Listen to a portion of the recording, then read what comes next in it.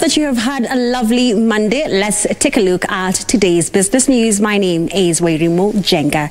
Now, the National Assembly's Finance and National Planning Committee has reduced by 1 billion shillings a proposed government bailout to Kenya Airways.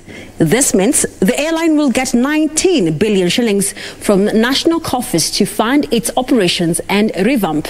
As Regina Manyara narrates, MPs are calling for the privatization of the Kenya Airways to reduce its reliance on public coffers. Kenya Airways has been loss-making for about a decade. This has seen the airline opt for shareholder cash injection to fund its operations. Among the key shareholders of the airline is the government that has in recent years been pumping billions of shillings to keep the Kenya Airways in the air.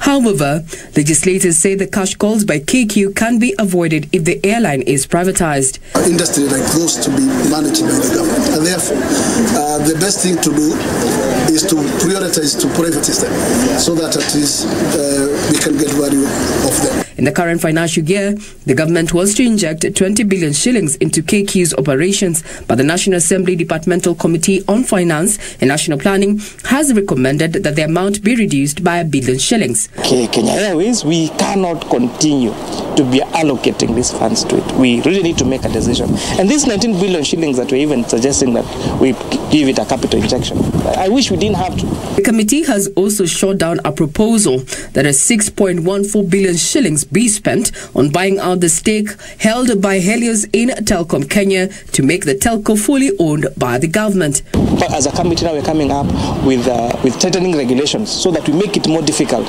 for any executive to abuse Article 223, and especially during a transition process.